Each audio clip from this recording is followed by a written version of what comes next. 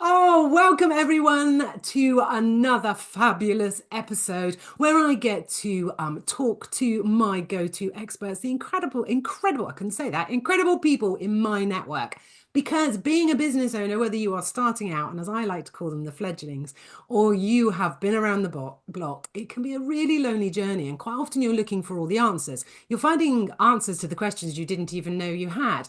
You're looking for solutions, and then you find a solution that you didn't even know you needed. And it's that kind of constant information overload, people, is absolutely real. It's why I created this playlist for conversations with the incredible people. I can't get my words out today. Incredible people that I know. So if we haven't met, my name is Lindsey and I'm an intuitive business coach and I work with ambitious business owners, helping them bridge the gap between where they are and where they want to be. And today I get to work or talk to Rachael Kennard-Wall. It's all about health. How are you today, Rachael? Well, jolly marvellous. The birds are tweeting, spring is on its way. What could be better? It does feel like that, doesn't it? It feels like there's a lovely shift in the air and we're all feeling great about Yeah. it. Now, before we get started, I'm just going to read a few lines because I like to read it because otherwise I'll get it wrong. But Rachel has been helping people to live a healthier, happier life since 2001. She works with people one to one and through workshops to help connect them with their full potential. I really can't get my words out today. But Rachel, what does that look and feel like? Talk to me a little bit about that business before we get started. So as to everything that I offer, I mean it's very broad because I've been well, my initial qualification since 2001 and I've accumulated over the years. So yeah. Well, because you started somewhere different, didn't you? Yes, so I started off graduating as a 𝐞𝐱𝐩𝐿 chiropractor. So the 𝐞𝐱𝐸 is the form of chiropractic light and fast adjustments, whole body treatment. But it was even during my experiences when I was training that really set the scene in many ways to how my business and my career has grown and developed as well. So, during that time, I was in my early 20s when I started training, but I was around mature students, so people in their 30s, 40s, 50s with a lot more life experience, but also different experiences to mine. I came from a very medical model upbringing, and so that introduction to the mind body and how that influences your health was initially it. But also, I was noticing when I was treating clients that actually the pain that they were coming in with wasn't actually, it was a symptom of what was going on in their lives in many ways. And so for me, it was like, actually, rather than treat the symptom, I'd rather get to the root cause of what's behind that. And so often it was about things and events that were going on in their life and stresses, whether current or from the past, that were just playing out essentially. So set the scene for everything else.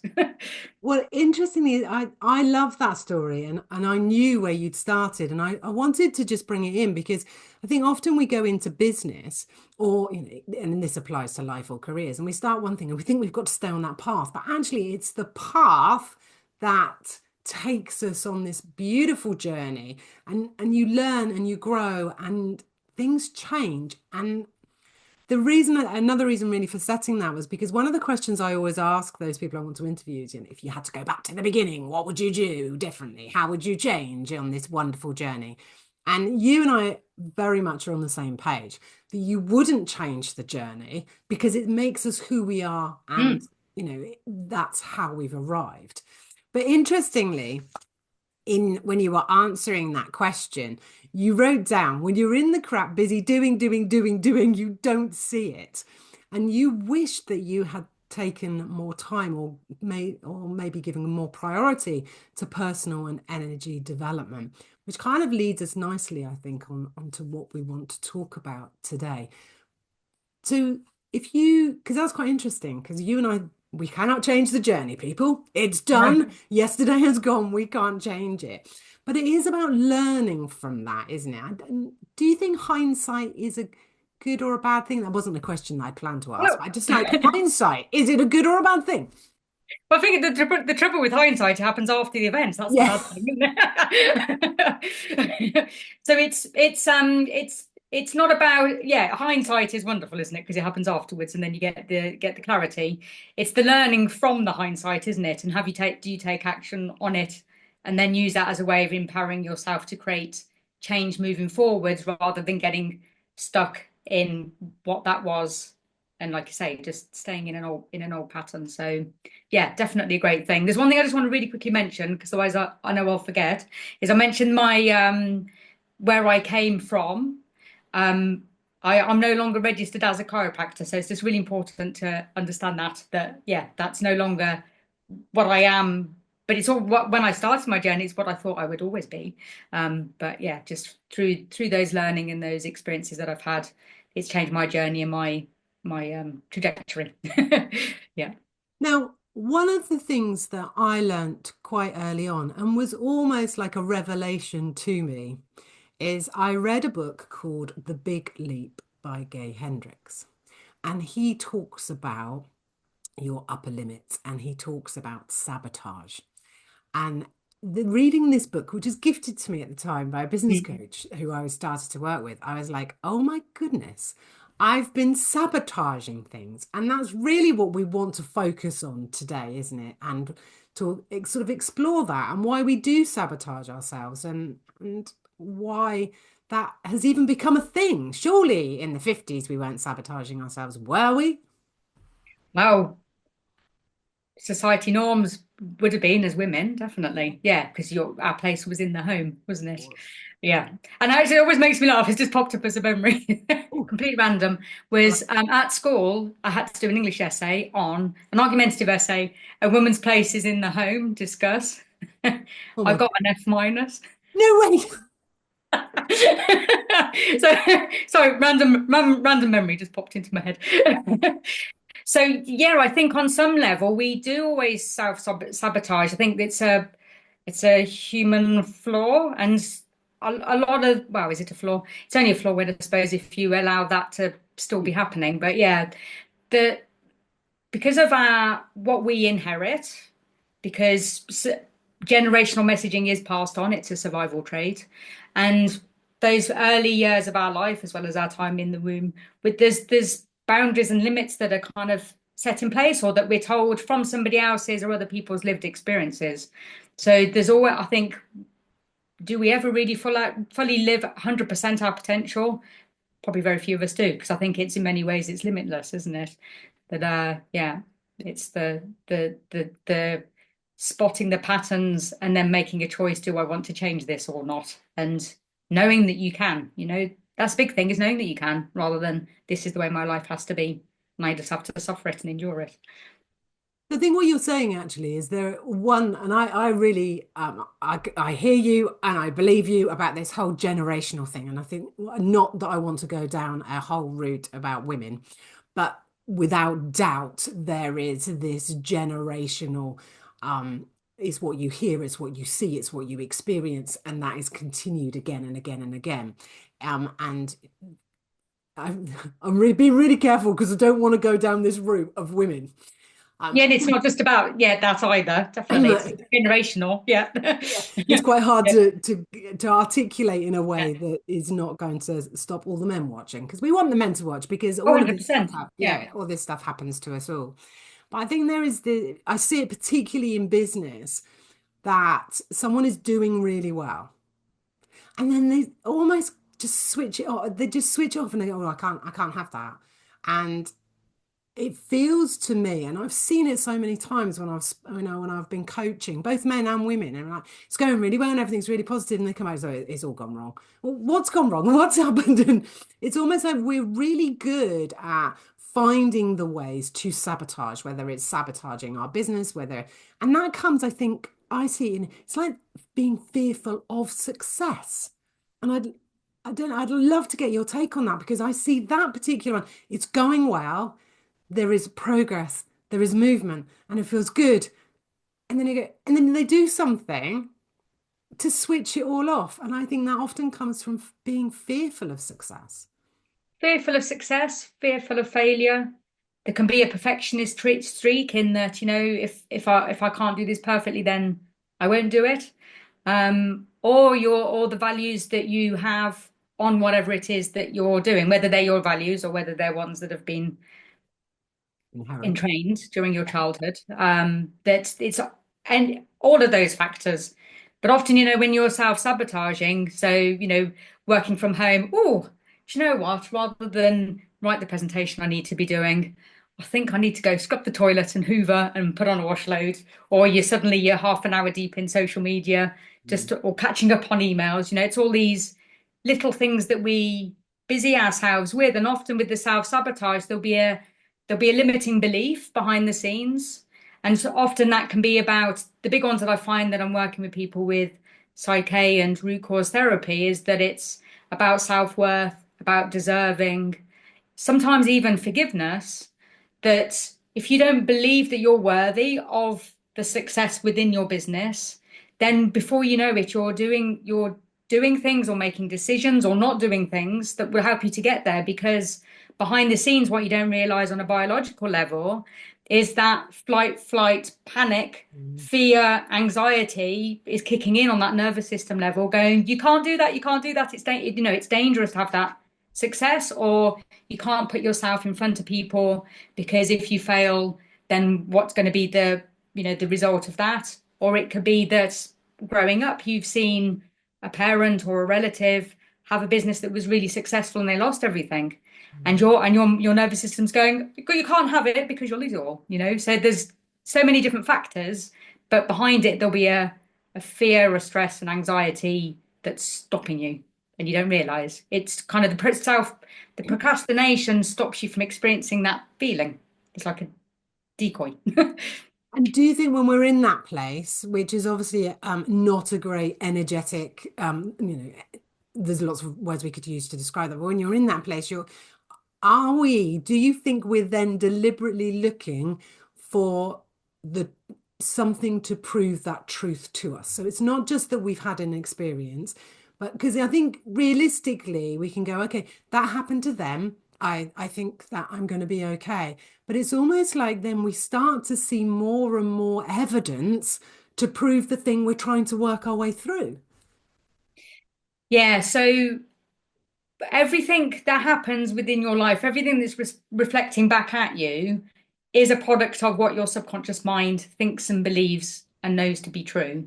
And the problem where you can have that conflict between consciously what you know, and you can be like, why do I keep doing this to myself? You can see that you're doing it, but it's because your subconscious mind is ultimately in charge 24/7.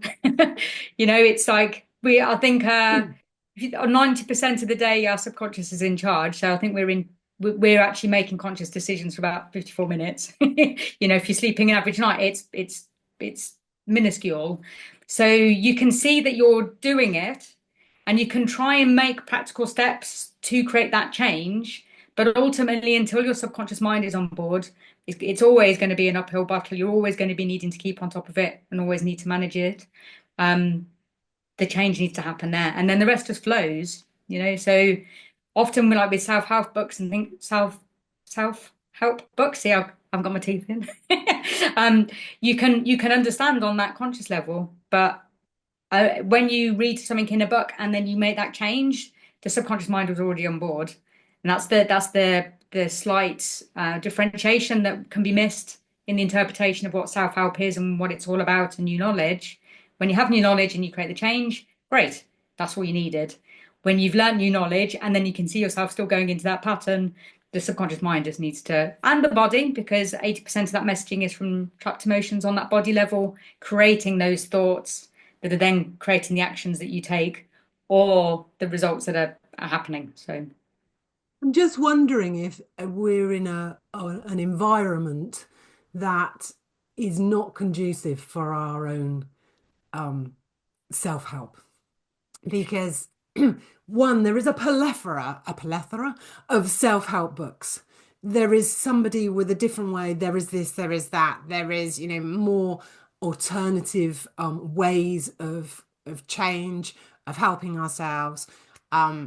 There is a world that is just feeding us. I mean, social media is a really good example that just feeds negativity if you allow it to.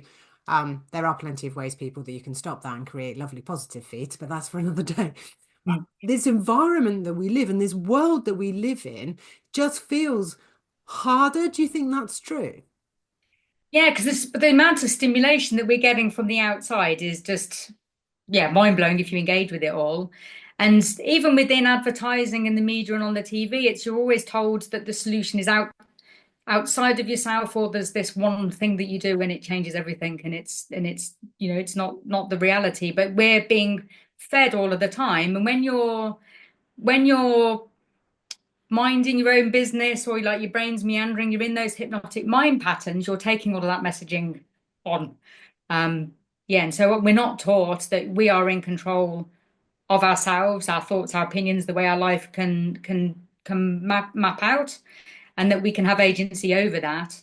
It's a lot of people can think life's happening to me and I can't stop it. Yeah, and you can. We all have the power to do that. As you were talking then, I was thinking, well, I was thinking about my own journey, but then I was kind of like, oh, thinking about schools and thinking about my children at secondary school and what they're told to do and their behaviors and everything else. And I just feels a bit like they are being suppressed and that Mm. they are being fed almost this narrative that, well, they are being fed a narrative that if you don't do well at your exams, then life's over. Yeah, yeah. That is an absolute narrative. Mm. Whether it's being, however it's being delivered, that is the core message if you dig deep enough, and actually you don't have to dig that deep. Um, so it just feels like and that really scares me for our young people of today, because while there feels like there is a generation of us who has come through almost like an enlightenment. We've come out the other side and go, no, no, we're in control. We want to learn how to be in control. We want to change our thoughts. We want to live better lives. More fulfilling lives is a better phrase. But now we've got this generation coming behind us who I think it's probably going to be much harder for. And that's quite scary. Yeah, and I suppose as a parent, you can only do there's as much as you can do to help reinforce Push. and or help to show another point of view. And that's the problem, is we're just taught to conform, aren't we? And this is the way, these are the rules that life are. And then it's only when you start to question that you can think, actually, no, it's not. And yeah, it's the worst thing, isn't it? When at school and it was the same when I was at school, and I was early 90s, so it was some of the earlier generations of just, you go to school, you do your A levels, you go to university, and that's the way that life has to be. And it's the trouble is the way your things are taught in school isn't always in line with how you learn either. So I left school thinking I was stupid and very middle of the range, and it was only through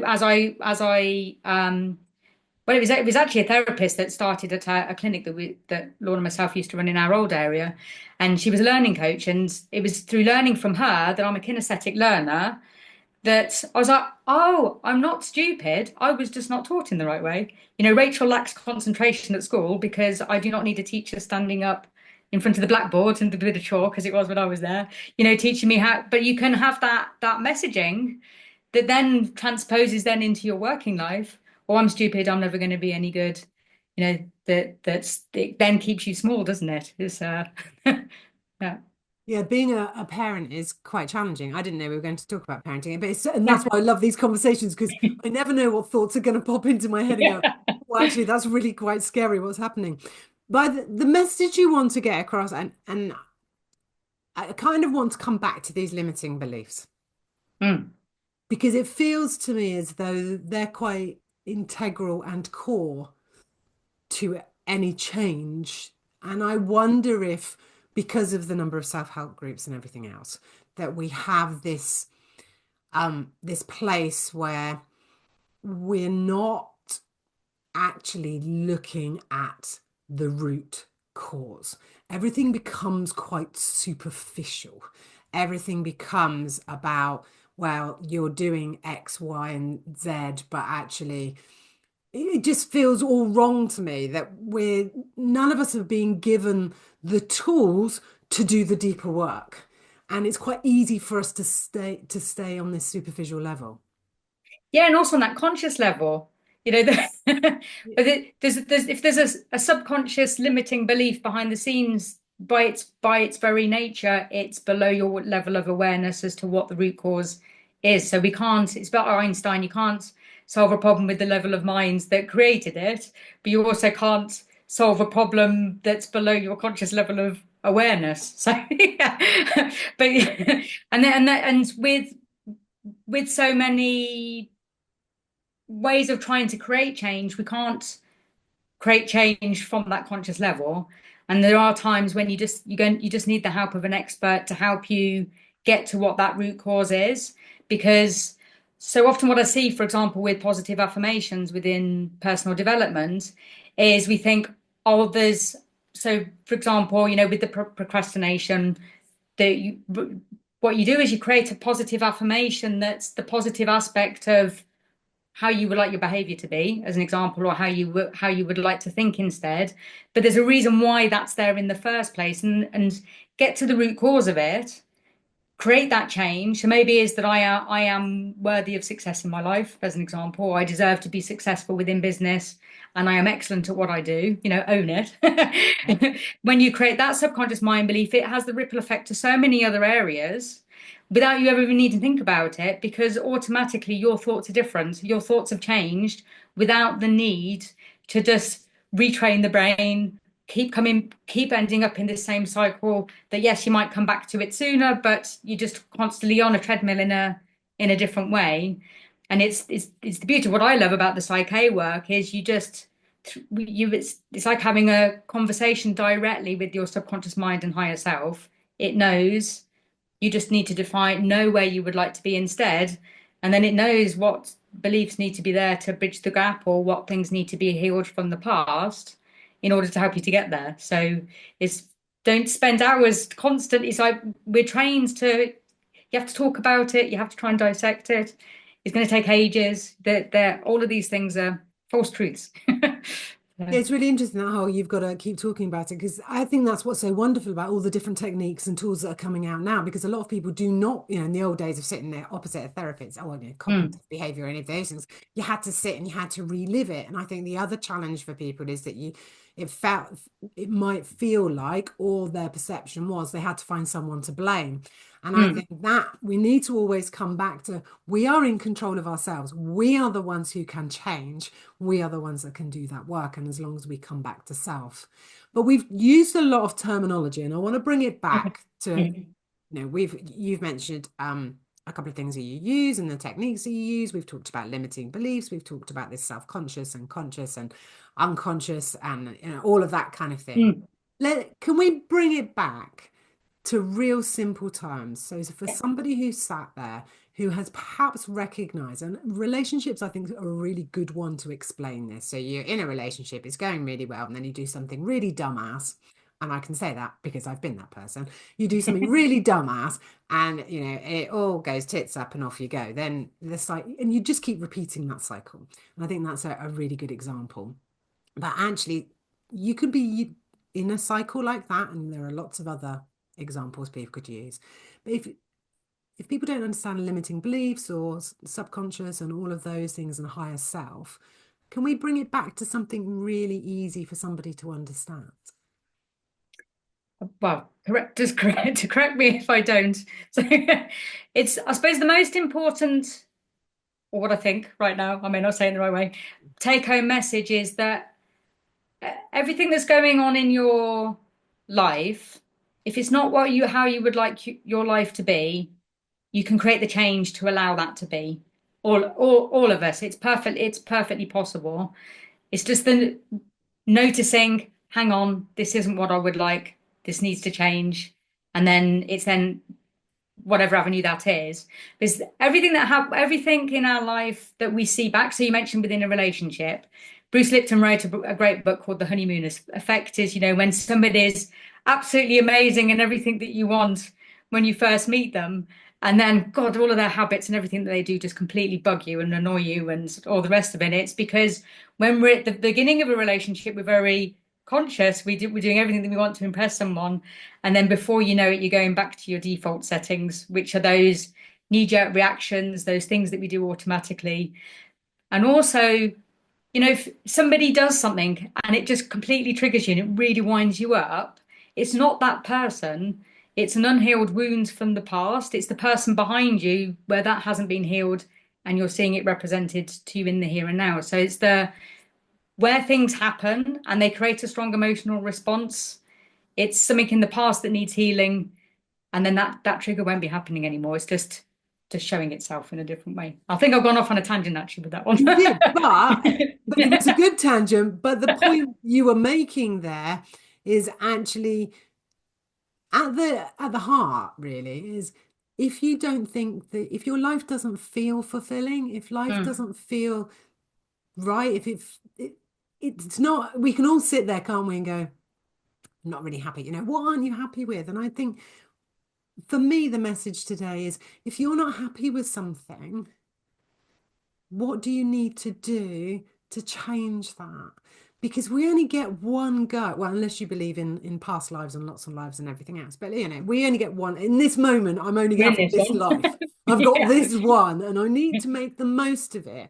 And I really resonate with that. You get to that point, and I would say to people, don't ever get to the point where it's just it's almost too hard to make the decision. And I went down a very, very dark place before I went, I don't want to be this person anymore. Yeah. And I don't want people to get to that point. I want people, Mm, whether it's in business, in life, in relationships, whatever it is, I want them to go, hang on a minute, I don't think this is what I want. I don't mm. think this is right for me. And then find your way. And that's what we're talking about here, isn't it? It's about living the most fulfilling life. And we get to choose that. But we We have do. a decision. Yeah, and the reason why those thoughts are coming in that this isn't the way I want life to be, and oh, even when you're like, oh, I wish, oh, I'd love, you're thinking those things because you know that there's an element of you that knows that life can be like that. And so when you know that, just right now for anybody that's going through that in their life, just know that life can change, life can be better. And sometimes all you need to do is just set the intention that I know I'm going to find the solution. Something's going to pop up, and it's amazing that it just does. So, it's and when you feel inclined, like, oh, I think I'm going to watch your YouTube channel, read that book, go on that person's free webinar, whatever that is, just know it's leading you in that direction where the solutions are there. Um, but when you set that intention, I am going to find them, then they will present themselves. Is a great starting point. Just Well, I love what you said then, because being gifted the big leap was the start of my own mm, development journey. Because I was like, oh, hang on a minute. There is this thing about upper limit and self-sabotaging. And I was like, and I could see it. mm. And I could see examples. And it was like, I've done that. Oh, I've done that. Oh, I've Yeah, done. yeah, And yeah. just reading that one book, I was like, oh, I don't know what's next. But the next thing always Then presents. arrived. Yeah. The next coach that I needed to work with always arrived when it felt like there was not something right, something's not right, or I need some help. I think what's also interesting, and I would really love your take on it, is I think you can get to the point where you keep looking for something that's wrong. You keep wanting, what's next? Well, I can't be fixed because this isn't happening. And I still need to do some work and I need to do this. What's your take on that? Because I have been that person as well. And I had to almost take a breath and go, Lindsey, there's nothing wrong with you. Yeah, I mean, because there's that difference between introspection, always looking inwards, and rooting around trying to find problems, as opposed to, like you say, that what's the next step, or the I suppose in many ways cultivating the knowledge of that things can be better, will be better, and what you want them to be. And like you're saying with the not projecting too far into the future. I remember that, like, the secret for me was the very beginning of realizing you could actually you can actually change your thoughts. What I don't, it's back in 2006, 2007. But I remember them talking on that when you're on a journey and you set your sat nav, you're not thinking all of the ways that you know that you're going to get to your destination. You're like, what's the next step? What's the next step? And as long as you're looking for, it's that thinking forwards in a positive way as to knowing that the solutions are there, stops you then fret, because otherwise you can just spend all your time, like I say, looking inwards, and then nothing's happening, nothing's changing.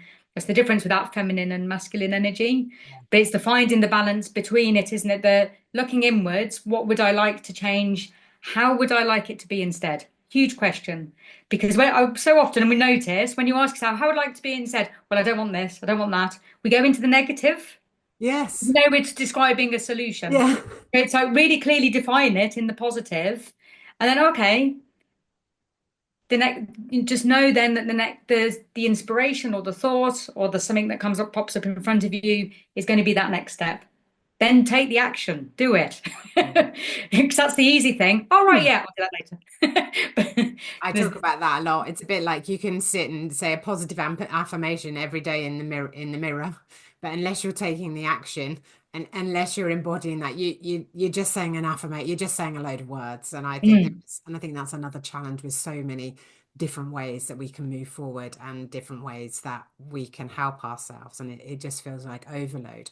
But in essence, what we're saying is it's about recognizing when it's something that you don't want or doesn't feel right, and asking yourself, what do I want instead? How do I want to feel? And looking at the positive, trusting that the next step or the solution will arrive, and having the courage to take it, because we don't always have that courage and we need the courage to take that next step. Um, and that's where, because when you're setting the intention, when you're like, how would I like things to be instead? This is how I'd like my life to be. And then when you fully know, okay, I can see that this is entirely possible, and I'm holding the intention the next step will present itself is one thing. If you're having that thought, how would I like my life to be instead? This is how I'd like it to be. Oh, it's never going to happen. Wow, that doesn't happen to people like me. If that's kicking in instantly, that's when you then need to do the subconscious mind work, because otherwise you're creating that fear, that anxiety that we were speaking about earlier. Could be that fear of success failure, and as long as that's active in your body, it's going to hold you back, and that's where you then can get into burnout, because you're pushing and trying, getting frustrated, failing, which is reinforcing the beliefs that might be there behind the scenes that aren't true. It's just a pattern playing out. So it's the emotion that you feel when you do these things or say these things that's a real great barometer to where you're going. Yeah. I love it. Well, that is just a genius place to stop, really, because I love that idea that it's the emotion that then dictates whether, not dictates, but is the guidance then. Do I need to do more work? Or actually, do I have the courage? Have I done the work? And I think what we're saying as well is the more work you do, the easier that will become when the barometer is no, I can do this, I trust this, I can do this, or when it's not. And I think it's important to say as well, Rachel, we can have, we can be doing all the work and everything can be working, and we can go down that route for ourselves without external help and support or guidance. But even the best of us will come up against times when that emotion, that barometer that you've talked about, doesn't matter how much great work we've done, sometimes we need the help and support to move forward again, don't we? Yeah, very much. And life's a constant journey once you're into the personal development side of things, and love how life can unfold and how magnificent things can happen that you never dreamed would happen. And I've lived that through feeling like I was trapped in an area that wasn't for me, and starting again in a new area. But the important thing is there's a difference between a challenge response, which is like, hell yeah, I can do this, it's amazing, to what is a threat response which then creates that fear and anxiety. And as long as that's there, it'll always be pulling you back. But you mentioned the word courage, and courage is a really, really fantastic word and emotion. There's a hierarchy of emotions, and and those that are draining on the body or those that create lots of effort. But the first part, because a lot that you hear a lot on this personal development side about, allowing or being in your flow and all of those types of things. But the very first rung in the ladder to stepping into allowing is courage. So even if you could just ask yourself, how can I step into courage? Like, what I want this change I want to make, how can I just create a bit of courage to whatever that next step is? When you step into courage, the ball will start rolling. So And I think actually now as you were saying that and came back to that, I think stepping into courage is easier when you've done a lot of the work, when you've done some of the work, or have recognized some of your own traits and understand your own limiting beliefs. So it feels to me is that comes back to that barometer. When it feels scary to step into courage, that's when you need that help, isn't Yeah, it? that's it hugely. Yeah, very Yeah. much. Yeah. I love it. I love Yeah. it. I could talk to you all day because I love all this stuff. And I hope that we have found a way of making it clear for everyone, even if you don't talk about limiting beliefs and all of those things that we have mentioned. If somebody wants to get in touch with you, Rachel, what is the best way? Don't panic. I will make sure there are links down below so people can do it a quick click and they'll be there. But where is the best place for them to come and find you? Well, there's our website, so it's all about health.co.uk, and there's you can make direct contact, book in a 30-minute call, or that side of things, and actually get a good flavour as to who we are and what we're all about. It's myself and my wife Lorna. Otherwise, LinkedIn, Facebook, Instagram, they're the main areas where we're hanging out, and yeah, it's all of us, professional messaging, and also you get insights into me as a person too. So You do. It's highly worth connecting with Rachel. There's been all sorts of things that we've seen in the recent months. It's been hysterical, brilliant, and shows that you're absolutely human. Rachel, thank you so much for joining me today. Thank you for sharing some of your journey, some of your insights, and for being able to articulate all that we're talking about in a really simple, easy to understand way. And I love how we came back to this barometer. And I think that is the key for me. And I shall look yeah. forward to keeping an eye on my own barometer going forward. Yeah, definitely. Yeah, the barometer and knowing change is always possible. So, yeah. Thank you, Rachel. Thank you.